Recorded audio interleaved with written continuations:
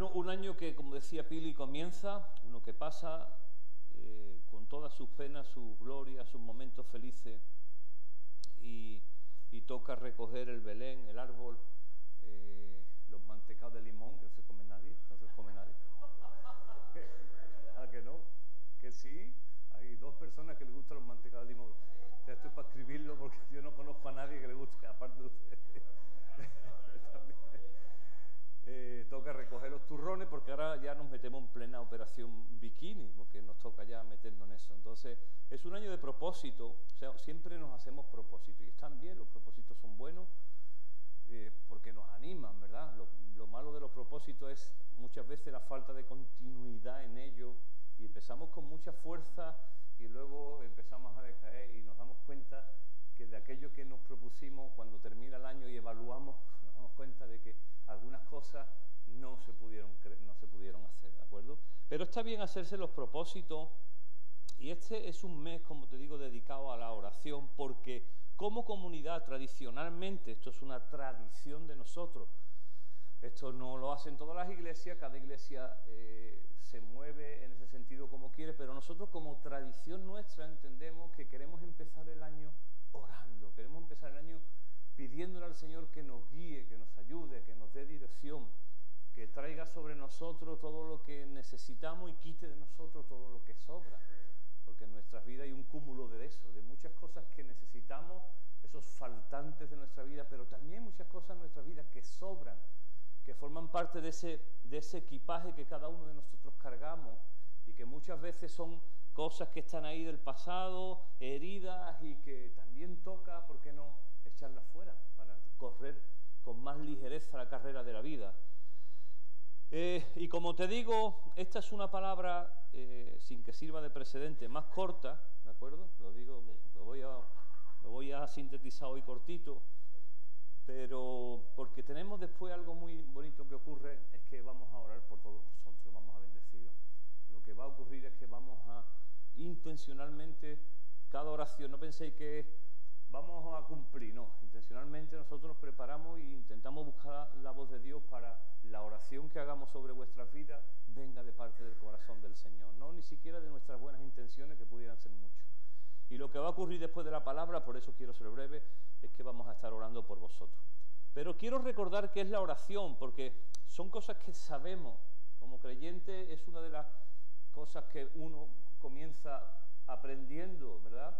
¿Qué significa la oración? Venimos quizás de tradiciones donde la oración simplemente es un cumplimiento, digamos una forma de conectar con Dios eventualmente, pero vemos a la luz de la palabra que la oración es mucho más que eso, que no son simplemente repeticiones de algo, sino que tiene que ver con una comunicación real con Dios. Un predicador que se llama John Piper dice, me gusta mucho cómo lo define, dice, la oración es la forma que Dios ha señalado para que nuestro gozo, nuestra alegría sea cumplida, porque es el aire que produce el calor interior de nuestro corazón hacia Cristo. Si no hubiera aire, si no pudiéramos comunicarnos con Él en respuesta a su palabra, seríamos tremendamente desgraciados.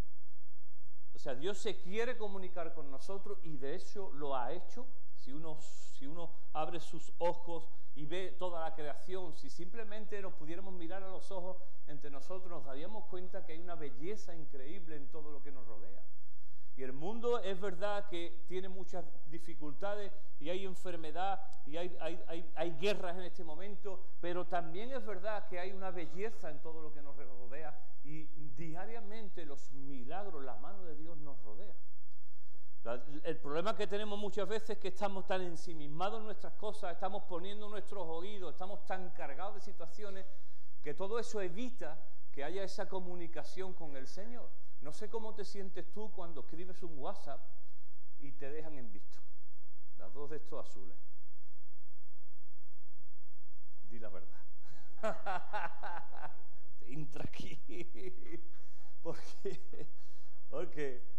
qué, hombre? Porque uno cuando se comunica espera algo, ¿no? Espera una comunicación. Y hay gente que tiene ahí y luego a las 2 meses te dice, oye, que me escribiste a los 2 meses, ¿no? Y era una... Imagínate cómo Dios se está intentando comunicar con nosotros en cada segundo de tu vida y cómo muchas veces nosotros lo dejamos en visto. Cómo hay tantas señales de Dios alrededor nuestra, tantas cosas que ocurren, pequeñas cosas, ¿no? A veces no son ni grandes cosas, pero cómo Dios desde el principio está intentando comunicarse con nosotros y de hecho simplemente te tienes que acercar a la palabra. Alguien dijo, no, a mí es que no me habla Dios. ¿Lees la Biblia? No esperes que venga alguien y te diga, porque Dios te dice en esta mañana. No esperes eso, la Biblia es más que suficiente. ¿Lees la Biblia? Pero ¿cómo es la situación de que nosotros, qué respuesta tenemos a toda esa comunicación de parte de Dios hacia nuestras vidas? ¿Hay una respuesta por nuestra parte? Porque la Biblia habla claramente de orar sin cesar, orar, orar, orar y orar, y es una base, es un fundamento del cristiano. Nosotros lo hemos mecanizado de tal manera que muchas veces, y está bien, yo no digo que esté mal, yo lo hago muchas veces, es la oración del coche, porque hay un atasco, entonces como no tiene otra cosa te pone a orar, la oración de la comida y la oración al final del día, que ya casi que se te nublan los pensamientos, no sé si te pasa a ti, y ya mezclas las cosas y es una oración un poco difusa, ¿no? Pero intencionalmente buscamos esos momentos de conexión, de comunicación con lo que Dios te quiere decir y con lo que tú necesitas decirle al Señor. Esa sería la pregunta y ese sería quizá un buen propósito para este año, que en lo personal yo lo he hecho. Porque como te digo, estamos tan rodeados de situaciones, hay personas entre nosotros que trabajan muchísimo, entre nosotros hay empresarios que tenéis empresas que tenéis que dedicar un montón de horas, hay gente que enseña, que está en las escuelas, mamás que trabajan y encima tienen que estar con la casa, o sea, y es verdad que la vida se ha complicado muchísimo, es cierto. De hecho, yo creo, es una opinión personal, que toda la depresión, la ansiedad que estamos soportando como sociedad y que hoy es la enfermedad número 1 en Occidente, tiene que ver con la aceleración de los tiempos y con la falta de tomarnos las cosas con más aire. Antiguamente las cosas se hacían con más tranquilidad. Mi madre ponía un puchero 3 horas hirviendo. Y yo decía, mamá, si hay una cosa que se llama olla express, que tiene un y te lo hacen en media hora. Y dice, sí, pero las cosas buenas se toman su tiempo, hijo. Los pucheros buenos se toman 3 horas. Pero no tenemos tiempo, supuestamente. Porque a lo mejor no es una cuestión, y ahora lo veremos, de no tener tiempo, sino de administrar nuestro tiempo. Porque hay muchas horas que pasamos en el día en otras cosas. Vamos a ver, a la luz de la palabra, como te digo brevemente, vamos a ver a Jesús, porque es interesante el modelo de Jesús, porque, fíjate, Jesús era igual Dios, igual hombre, ¿verdad? Él tenía, podríamos decir, entre comillas, tarifa plana con el Padre, ¿no? Él era la tercera persona, o la segunda, la primera, era una persona de la Trinidad. El Padre, los creyentes entendemos que el Padre, lo hemos cantado ahora, Dios es un Dios en 3 personas. El Padre, el Hijo y el Espíritu Santo. Los 3 son Dios. ¿Cómo se puede explicar eso? No hay explicación. Porque en lo natural no hay ningún ejemplo que se le parezca. Y podríamos decir, a Jesús no necesitaría tomar tiempo, lo vamos a ver ahora, porque Él era Dios. Y Él en un sentido podía estar conectado directamente, pero vemos en su ejemplo que en su humanidad, y ahí está el ejemplo para nosotros, Él buscaba constantemente la presencia del Dios intencionalmente. Dice la palabra en Marcos 1:21, Jesús y sus compañeros, los discípulos, fueron al pueblo de Capernaum. Cuando llegó el día de descanso, Jesús entró en la sinagoga y comenzó a enseñar. ¿De acuerdo? En el día de descanso, el Sabbat, Jesús entra en una sinagoga, quiero que veamos un poco los tiempos, y comienza a enseñar. La gente se quedó asombrada, imaginamos que aquello fue en la mañana de su enseñanza, por lo que hacía con verdadera autoridad, algo completamente diferente a lo que hacían los otros maestros de la ley religiosa. De pronto, un hombre en la sinagoga que estaba poseído por un espíritu maligno comenzó a gritar y empezó a decir este hombre: ¿por qué te entrometes con nosotros, Jesús de Nazaret? Has venido a destruirnos, yo sé quién eres el santo de Dios. Una persona se manifiesta con demonios, ¿verdad? Cállate, le interrumpió Jesús y le ordenó: sal de este hombre. En ese mismo momento el espíritu maligno soltó un alarido y le causó convulsiones al hombre y luego salió de él. El asombro se apoderó de la gente y todos comenzaron a hablar de lo que había ocurrido. ¿Qué clase de enseñanza nueva es esta?, se preguntaban con emoción. Tiene tanta autoridad que hasta los espíritus malignos le obedecen. Las noticias acerca de Jesús corrieron velozmente por toda la región de Galilea, ¿vale? Esto ocurre en una sinagoga, se supone que es la mañana, y entonces corren las noticias. Dice que Jesús sale de la sinagoga con Santiago y Juan, dos de sus discípulos, y fueron a la casa de Simón y Andrés, y resulta que la suegra de Simón estaba enferma en cama con mucha fiebre. Se lo contaron a Jesús, Jesús se acercó a la cama, oró, la tomó de la mano, la ayudó a sentarse y dice que la fiebre se fue. Y ella le preparó una comida. Vemos la secuencia. La sinagoga, allí Jesús está predicando, hay una liberación, van a comer en casa de Pedro, la madre de Pedro está mala, la sana, y dice que esa tarde, después de la puesta de sol, le llevaron a Jesús muchos enfermos y muchos endemoniados, y el pueblo entero se juntó a la puerta para mirar. Y entonces Jesús sanó a mucha gente que padecía de diversas enfermedades y expulsó a muchos demonios, pero como los demonios sabían quién era él, no los dejó hablar. Y te puedes imaginar, ¿no? Desde la mañana hasta la noche, caída el sol, dice caído el sol, Jesús está orando por gente, sanando, liberando, con la tensión espiritual y el desgaste físico y emocional, porque no puedes dejar de olvidar que Jesús era Dios, pero era hombre. Imagínate desde la mañana hasta la noche, bien entrada la noche, miles, cientos de personas. Imagínate el desgaste. Yo recuerdo cuando teníamos en la pandemia 2 cultos, ¿te acuerdas? Que teníamos que estar muy temprano aquí, teníamos una reunión con un grupo y luego otra reunión con otro grupo, y a veces teníamos una reunión y llegaba el domingo y llegábamos a las casas ya así arrastrándonos. Pero tú imagínate Jesús, ¿no?, con sus discípulos desde la mañana, dice la palabra, hasta la noche. Fíjate qué interesante lo que ocurre en el versículo 35. En la mañana siguiente, antes del amanecer, Jesús se levantó y fue a un lugar aislado. ¿Para qué? Para orar. Y puede decir, bueno, está bien, no, pero es que fíjate lo que ocurre en el 36. Más tarde Simón y los otros salieron a buscarlo y cuando le preguntaron, lo encontraron, le dijeron: todos te están buscando. En otras palabras, te queda un día por delante bueno. Y Jesús era consciente de eso. Por eso Jesús, cansado, agotado físicamente, emocionalmente, lo primero que hace al día siguiente es se prepara. Él toma tiempo intencional para estar con el Padre. Podríamos decir, bueno, él era Dios, podríamos pensar, no necesitaba, pero vemos que con urgencia lo hace. Y dice la palabra que llegó Pedro, llegaron los discípulos y dijeron: ¿dónde están metidos? Que ya hay una cola ahí de gente esperándote para que lo sane. Y déjame decirte que la vida siempre estará exigiendo de ti. Siempre habrá algo que hacer, siempre habrá alguien que te llamará, que te estamos esperando. Siempre las circunstancias van a apremiarte de tal manera que no tengas ese tiempo dedicado al Señor, especialmente para buscarlo. Siempre va a haber algo que hacer, siempre va a haber una excusa.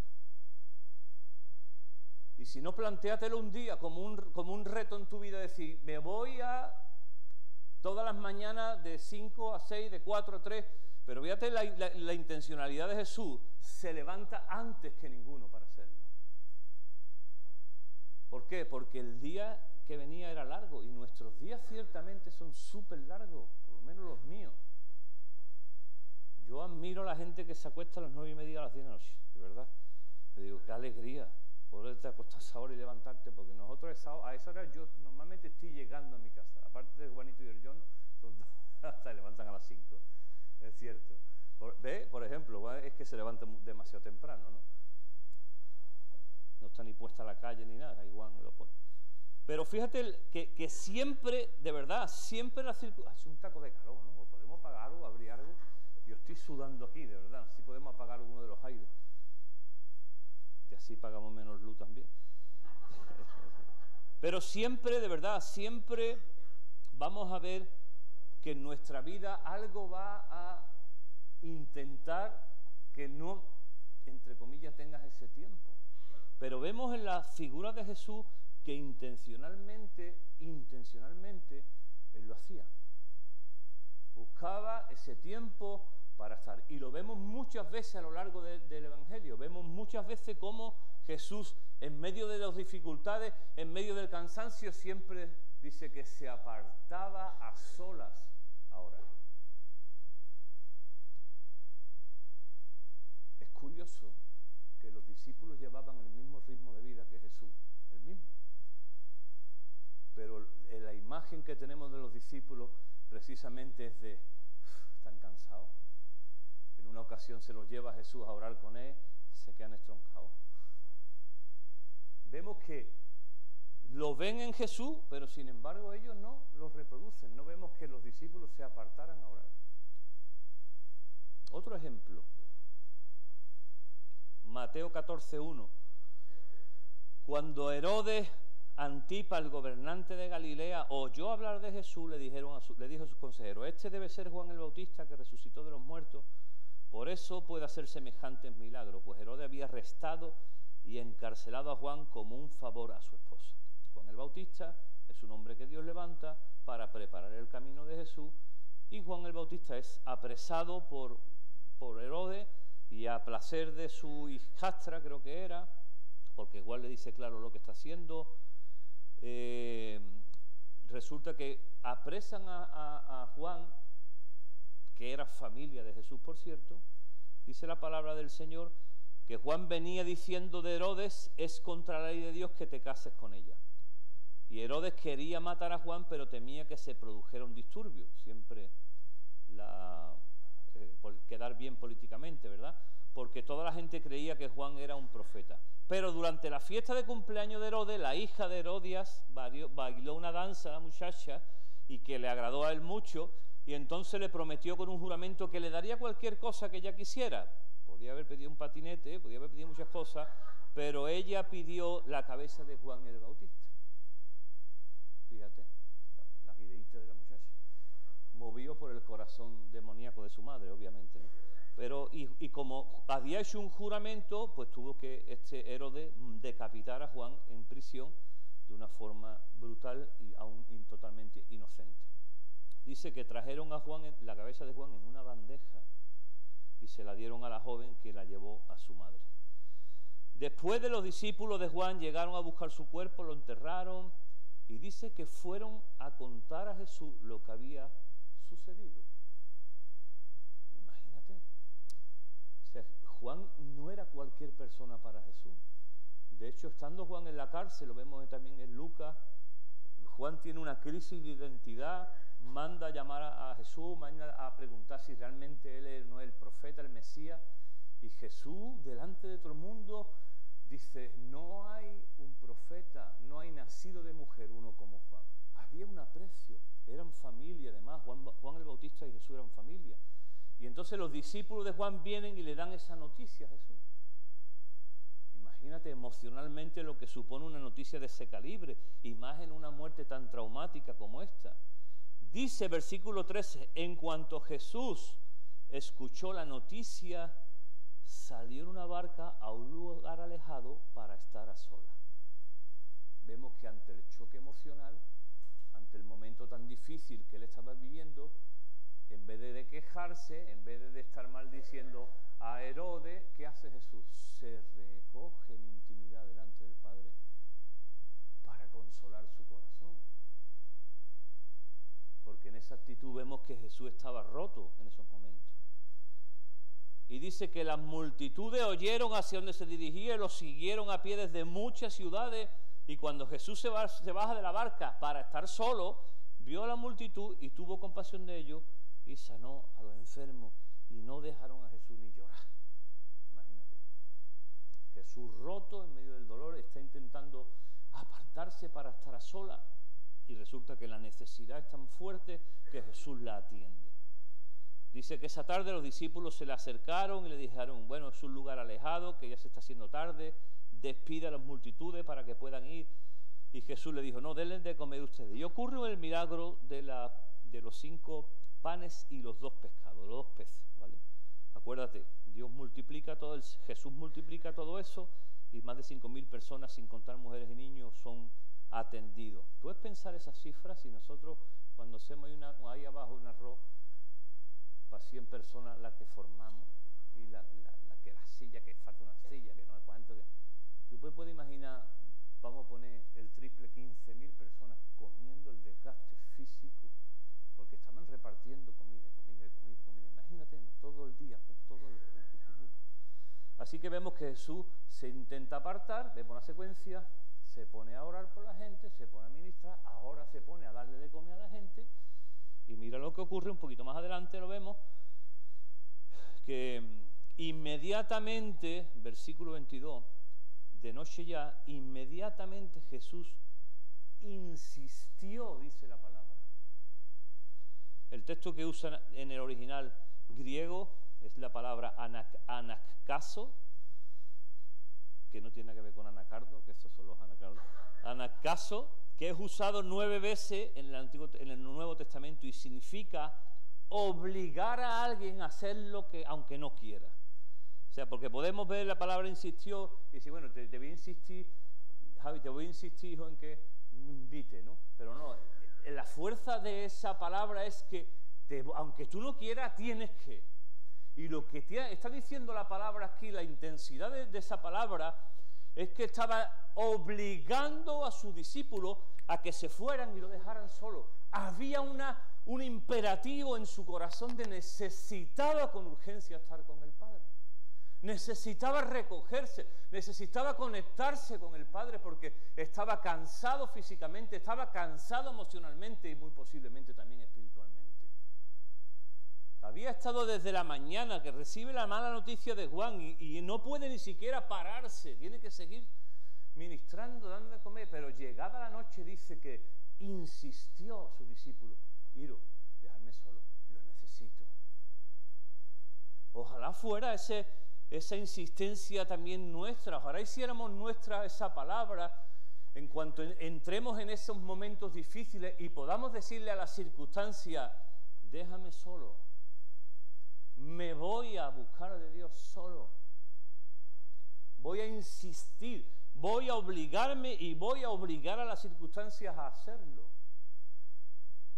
Y fíjate, si tú dices que mi vida es muy ocupada, párate un momentito y ojalá pudiéramos vivir un día en la vida de Jesús.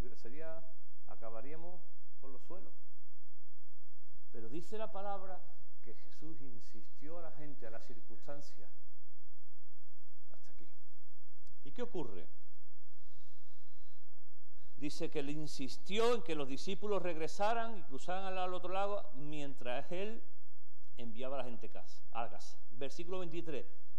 O sea, imagínate, iros vosotros, yo despido a la gente. Ahora despide a la gente.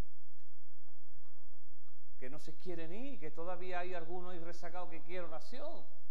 Si es los domingos y tengo que apagar las luces, cerrar la puerta y todavía estáis ahí en la puerta rajando, pues imagínate, despide a la gente. Todavía Jesús tiene que estar despidiendo a la gente, pero dice la palabra del Señor que después de despedir a la gente, subió una colina y dice literalmente, para orar a solas. Jesús intencionalmente busca ese momento de soledad. Ojalá fuera esto uno de los retos, uno de los propósitos en nuestra vida, ¿verdad? En nuestro año. Tomar un tiempo al día, a solas, desconectado, para conectar con calidad.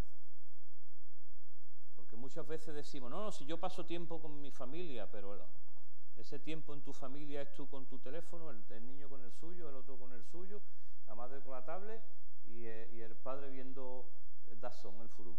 Ese es el tiempo de calidad al que nosotros muchas veces llamamos.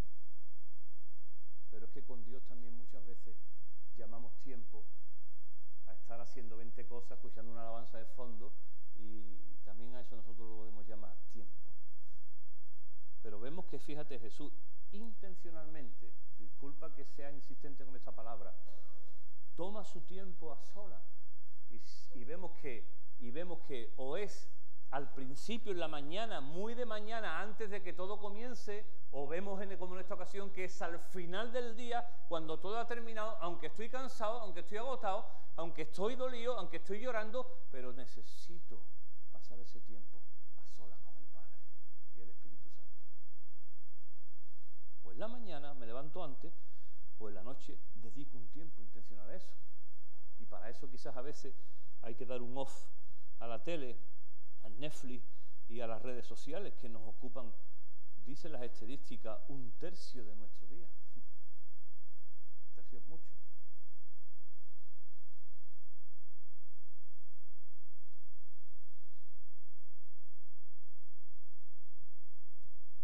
Dice que, versículo 24, ocurre algo significativo. Estoy terminando. Mientras tanto, los discípulos se encontraban en problemas lejos de tierra firme, ya que se había levantado un fuerte viento y luchaban contra grandes olas. Acuérdate, iban a cruzar al otro lado. Aquello era un lago, no era un mar, aunque se llamaba el mar de Galilea, pero no era un mar, sino era un lago con 2 orillas. Podías cruzar el mar, ¿no? El lago aquel. Y Jesús los manda al otro lado del lago, y cuando están en medio de ese lago se desata una tormenta. Dice que los discípulos estaban allí luchando, ¿no? Y a eso de las 3 de la madrugada Jesús se acerca a ellos caminando sobre el agua. Y cuando los discípulos lo vieron caminar sobre el agua, quedaron aterrados, llenos de miedo, y clamaron, es un fantasma. Sin embargo, pero después Jesús les habló y les dijo, no tengan miedo, tengan ánimo, yo estoy aquí. Es interesante esto, que no fue por vista. Ellos no vieron a Jesús con claridad en medio de la tormenta. Es más, pensaban que era un fantasma o una aparición. Pero lo que confortó sus corazones, ¿sabe qué fue? La voz de Jesús. Cuando Jesús habla es cuando ellos escuchan y pueden sentir confort. ¿No te suena un poco a lo que nosotros vivimos también?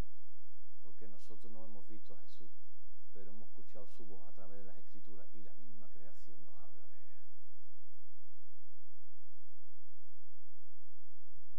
Y dice que Pedro, Señor, si eres tú, ordena. Pedro quería experimentar aquello. Si eres tú, ordena que yo vaya caminando sobre ti, hacia ti en el agua. Fíjate, los demás dijeron, este Pedro está fatal. ¿Cómo va, chiquillo? Quédate en la barca que es mejor. No. Yo quiero, si Jesús está ahí, yo quiero experimentar esto. Y dice que comienza también Pedro a andar, y dice que cuando vio el fuerte viento y las olas se aterrorizó y comenzó a huirse. Y hay una oración súper corta que hace Pedro, y dice, sálvame, Señor. Ahí no había ni teología, ni hacía falta una gran oración. Dice que es la oración más corta que hay, y dice que dijo, sálvame, Señor. ¿Cuántos de nosotros en este año hemos tenido que decirle al Señor, sálvame, Señor? Porque me ahogo, porque las circunstancias son tan duras, que aunque estoy escuchándote, pero necesito que me salve, Señor Jesús. Una oración tan corta, dice Spurgeon, un predicador del siglo XIX, hace una predicación de esa, la llama la oración más corta, y dice, cuando Pedro comenzaba a hundirse, nunca se le ocurrió que no tenía tiempo para la oración. Sintió que debía orar, su sentido de peligro lo forzó a implorarle a Cristo. Señor, sálvame. Y si lo sintieras como deberías sentirlo, tu sentido de necesidad te conduciría a la oración y nunca más dirás, no tengo tiempo para la oración, porque no es tanto un asunto de tiempo como un asunto de corazón. Si tienes el corazón para orar, entonces tendrás tiempo. ¡Wow! ¡Qué frase más increíble!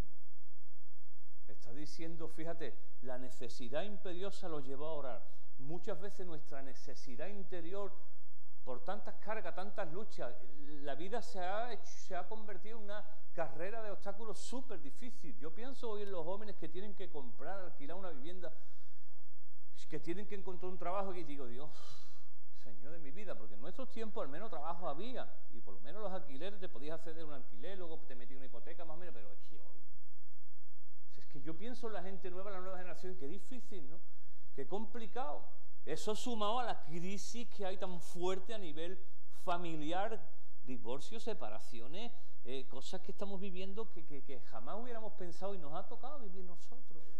Eso sumado a la carga de los hijos, a la carga... Y muchas veces, en vez de clamar y buscar ese tiempo intencional y decirle, Señor, sálvame, pues andamos buscando filosofía, entretenimiento, de tal manera que pensamos que eso va a sanar nuestra vida.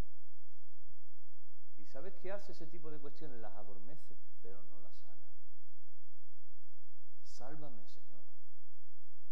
En los momentos donde yo no puedo, sálvame. Sálvame, Señor Jesús.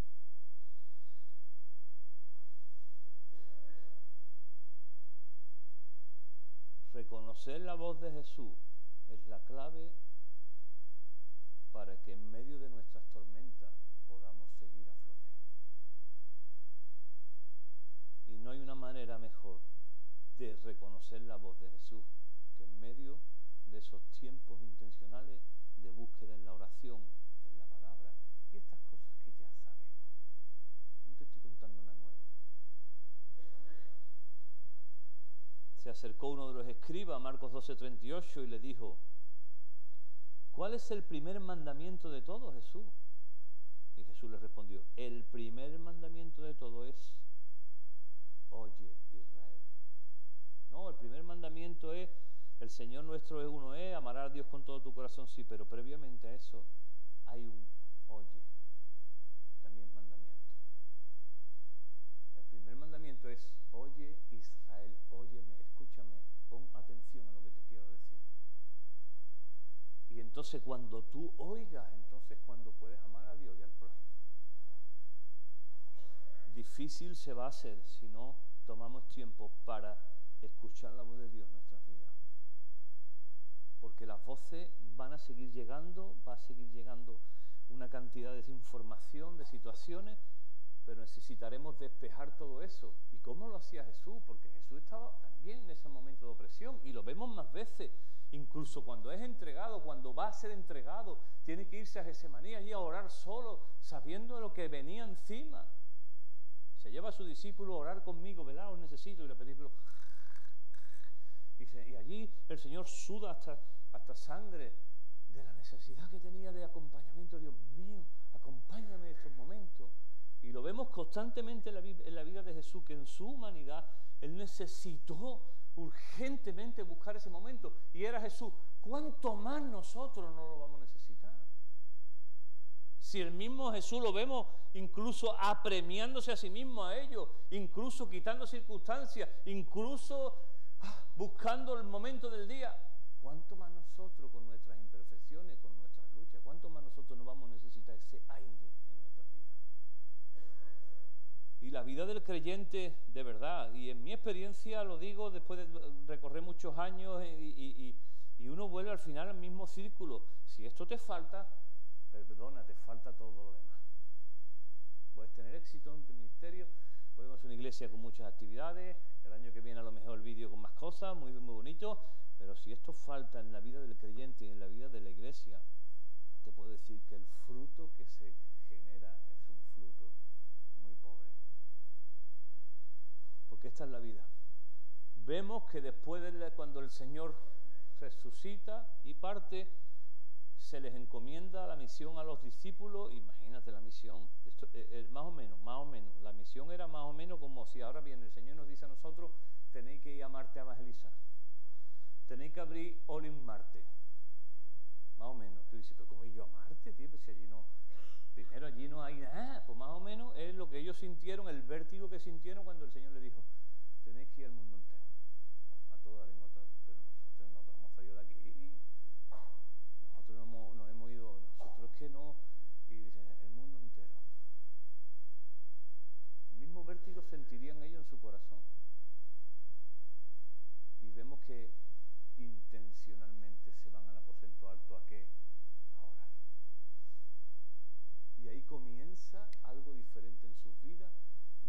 que después en los Hechos constantemente los discípulos paraban y oraban.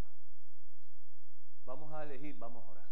Vamos a ver qué dice el Señor con esto. Vamos a orar, vamos a orar. Y vemos que la vida de los discípulos cambió radicalmente a partir del hecho de que el Espíritu Santo descendió sobre sus vidas. Y entonces ellos se apremiaron a orar en todas las circunstancias. Y eso ha sido la vida de la Iglesia. Y con todos los entretenimientos que tenemos, todas las cosas que tenemos, no podemos olvidarnos de esta base. Por eso en este mes especialmente nos recordamos a nosotros mismos la importancia que tiene la oración personal, también comunitaria como la experimentamos, y que eso tiene que ser como una base, ni siquiera habría que hablarlo, debería ser un estilo de vida en nuestras vidas. Ni siquiera nosotros tendríamos que estar provocando que esto ocurriera. Esto debería sentarse en nuestra vida, en nuestro corazón, como algo como el aire. Y cuando tengamos una circunstancia, cualquiera de nosotros, vamos a orar. Vamos a tener que fulano dicho que está, que la hermanita está, bueno, esto se puede arreglar, vamos a orar. Que no tenemos, que los recursos nos dan, que la economía, vamos a orar.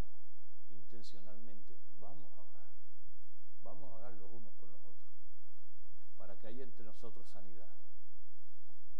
Filipenses, y con esto termino, 4:6. No se preocupen por nada, en cambio oren por todo. Nada y todo. Qué contradicción, ¿no? Qué contradicción más potente. Dice, no se preocupen por nada, no por nada, por nada.